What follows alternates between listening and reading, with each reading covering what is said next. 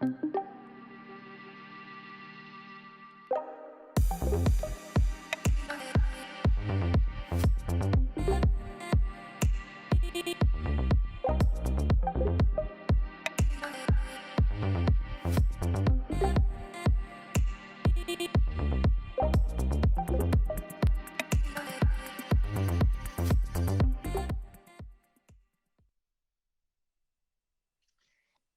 everyone, it's great to be back. It's quite strange actually, sitting here when last year I was on stage at the Budapest Fashion Tech Summit. So it's quite strange now doing this from my home in London, but it's great to be back. So thank you so much for having me. It looks like you've had 2 days of really exciting presentations. So what I'm gonna do, I'm gonna dive straight in. So this year, we've all had to change how we shop and really think about the items that we buy. Either it's been adjusting to shopping online, swapping trainers and boots for slippers, or it's missing those little moments that used to come with shopping, whether that was grabbing a coffee, meeting friends, having lunch. So before we dive into the presentation, I'd like you to just take a few moments to have a little think. What do you miss about shopping?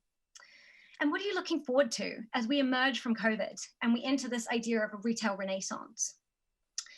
If you're like me and you're based here in the UK, I'm currently in London, we're in the middle of lockdown, which coincidentally eases tomorrow.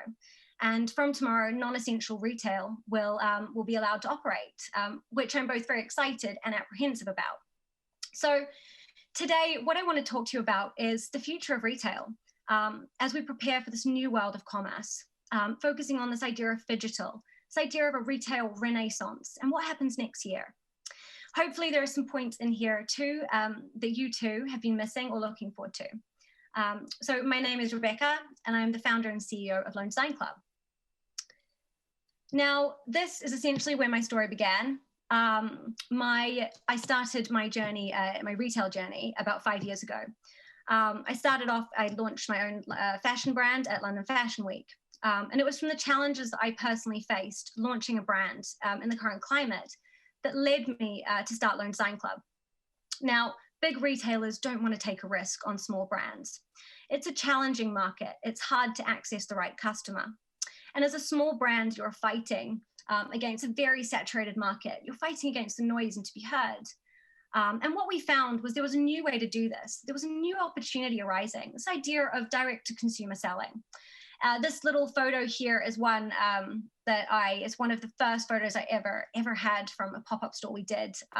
And this is actually in London's Brick Lane back in 2016. And it's crazy to think back then, you know, we were very young. We were just like, we need to meet our customers.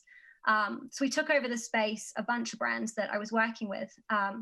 And what we did is what we started finding was we were creating a new retail experience. Shopping has always been very transactional. You go to leave with it. And what we were actually finding was it was evolving. And we were creating an experience that you couldn't get online and you couldn't get on the high street. And by that, us as designers were in the store. We were there to communicate and speak to our customers. We were learning about them. We were sharing our stories. And it was that special experience and relationship that's what built Lone Design Club to this day. At the same time, these brands were learning from their customers, learning how they could take that feedback and build an organic and sustainable business. And since then, we have only grown. We have experimented with stores across the world. We've really looked at understanding this customer. How can we create this experiential idea of retail, taking it to different locations, introducing different brands to new customers, playing with location, the theme, the concept, everything. And what we found was what retail was really evolving into, what we were really finding was this idea about experience, storytelling, and community. And it's interesting because at the same time, the traditional high street wasn't working. I don't know, for some of you that are based in the UK, you'll know brands like House of Fraser and Debenhams. In early 2018, the high street started to crack. Retail started to change. And it was this idea of the simple transactional setting of a store was no longer needed. Customers were demanding better. They wanted more from their shopping experience. And then, of course, COVID hit. And this was a year of completely everything being unexpected. And from this, what we've really seen is this evolution, or this initial high street rebirth, or high street disruption that I spoke about, that we were seeing firsthand. We've really seen as this come to a head and accelerate 5 years. We were looking at kind of this taking about 5 years, and this has now accelerated into less than 12 months of a reinvention and rebirth. The retail sector has been one of the hardest hit, the physical retail sector, hardest hit in the industry. And, it's fascinating. So many brands and stores have been affected by this, but what it has done is made us all really think fast, react, pivot, and adapt, and start to think more about how we can reinvent retail in a more positive, sustainable, and considered way as we move forward. So, there's been so many empty units on the high street, pre-COVID and now. It's purely been accelerated, and there's going to be a lot more as we continue. There's a huge underserved market of designers and makers that can't reach the right customer. And at the same time, we're seeing this incredible change in shopping behavior from customers that are demanding better, not just better service, but more from the products they buy. One of the most incredible things I think I've seen come from the past few months of the pandemic is this awareness and this concern and this learning about sustainability and about where we're putting our money and how we're shopping. Customers thinking more about their purchases, wanting to know more about the materials, considering their shopping habits and their behavior. Something that has been coming for a long time, but really accelerated. And yes, this has been 6 months of chaos. This has been a really difficult period for many retailers. But what I firmly do believe, and really here to talk about today, is despite everything, the high street is not dead. I have conversations every week with people saying, no, the high street, that's it. We're not going to need it anymore. But it's not true. The high street has a place. And I'm a firm believer that this is an incredible opportunity for reinvention, to rebirth something that is so important to us as humans, as society. But it just needs to be rebirthed in a completely new way. So this is what I want to talk. The majority of this presentation will be about is what are these things, or what are we seeing, myself and at Lone Design Club, of how we think the high street and the future of retail is going to evolve over the next year or so. So the first one is inclusivity. And I think this has been a really incredible evolution to see. This is the first time that it's really come to head. Small and large brands are on an equal playing field. COVID has really evened the playing field for both of these businesses. And at the same time, when I speak about inclusivity, I'm speaking here about the fact, just like in this photo, actually, and this is May last year, one of our pop-up stores in Chelsea on Sloane Street. And when I say inclusive, what I'm talking about is the fact that for so long, the high street and the fashion industry was very closed off. It was hard for small brands to access and hard for them to reach. But now with this evolution, what we're seeing is this playing field evened. Small brands now have the opportunity to compete at the same level as these bigger players. And this store we did last year is just one example of that. We were between Chanel and Valentino on Sloane Street, one of the most prime locations across London. And we were bringing these smaller brands and giving them access into, they were able to take a space on a street and in a store that they never would have had access to before, between incredible neighbors, these huge fashion houses. And customers were taking these small brands seriously. They were putting them and equating them to the same level as these bigger companies, which I think is just incredible. At the same time, small brands having bricks and mortar is a challenge. It's not easy and it's expensive. But with changing rates, with changing support and different terms, it means that these small brands now can take physical spaces themselves. This is actually a pop-up shop that we launched recently with one of our brands, Gan or Dominic, and it was about helping them take over their own pop-up space. And it's been incredible to see the community that they've fostered, even across the past few months of COVID.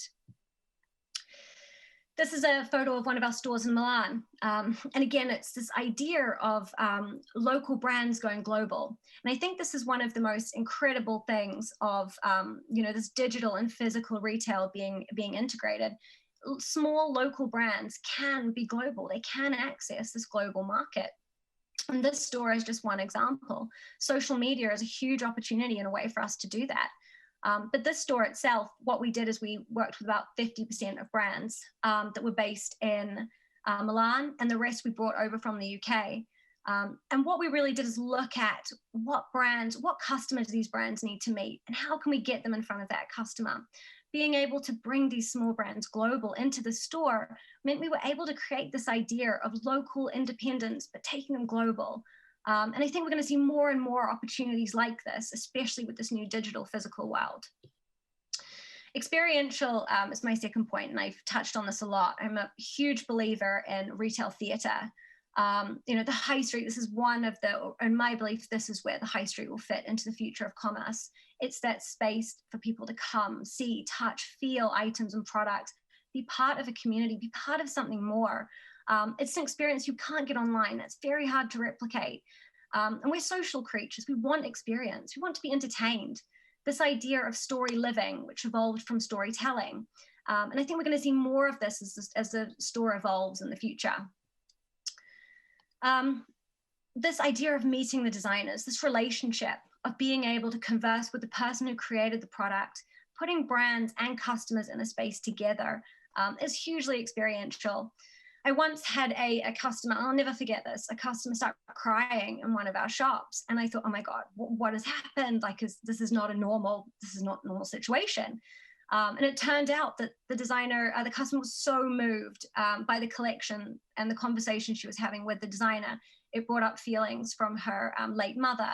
And she was so moved by it. And it's that experience, something that she will never forget, I will never forget, and the designer will never forget. And we'll follow them forever, which I think is just beautiful.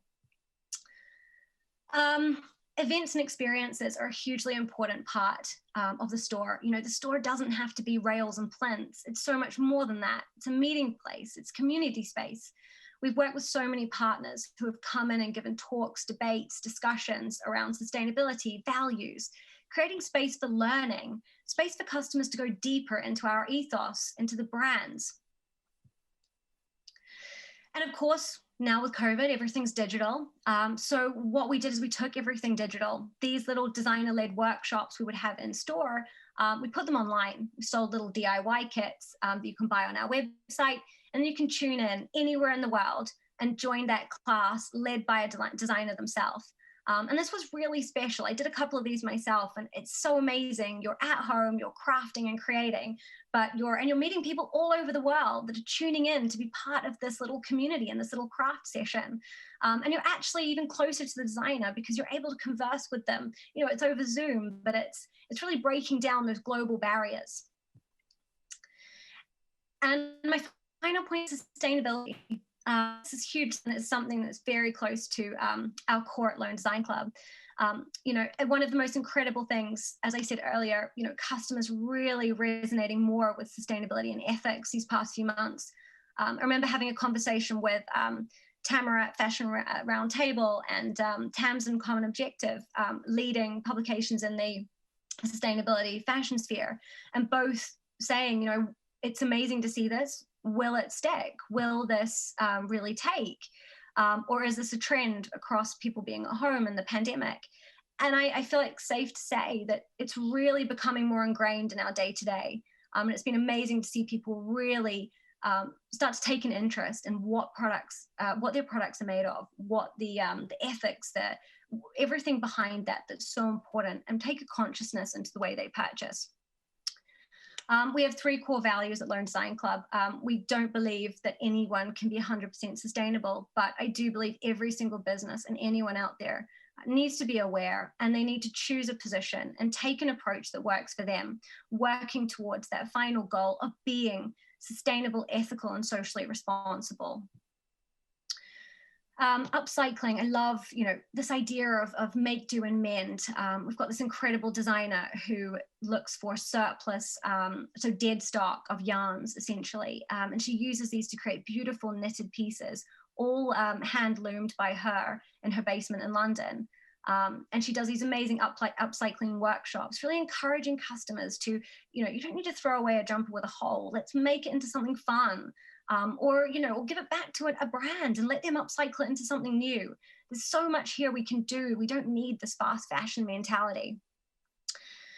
This brand as well, I think they're just incredible.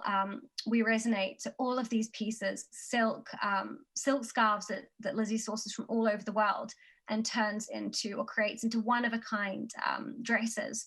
Each dress is one size and they're tailored specifically to the person who buys them. All one of a kind. And yes, they have those little vintage intricacies, little tiny, little quirks about them, whether it's a little tear or stain, but it's made into the piece and it's built into the character, which I think is just fantastic. So as a summary, I think the big thing here is, I've used this word phygital quite a lot, is a buzzword, but I do like it. This idea that physical meets digital is the way forward for commerce. Digital is so crucial and important, but physical is there to help. It is there as the community. It's the experience. It's that story living space that is needed for the digital to do extremely well.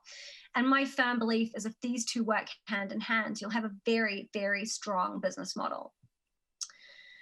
Couple of examples of over COVID just to end. One of the big challenges we had was we've got landlords saying, oh, we've got these empty units. We really want to bring independence in. We want to use this time to show our support, but we also want sustainable brands. Can you help us? Obviously, that's a challenge because we were in the middle of lockdown. This is a couple of months ago now. So I'm not sure what they were expecting. But what we thought was, let's do something. So we created these QR codes for the windows. We took our customers on a tech journey. You could scan, you could, come through the website. And actually we found that the online conversion was much higher than expected, which was incredible. At the same time, live streaming has been amazing. I have a brand in China that we work with a lot.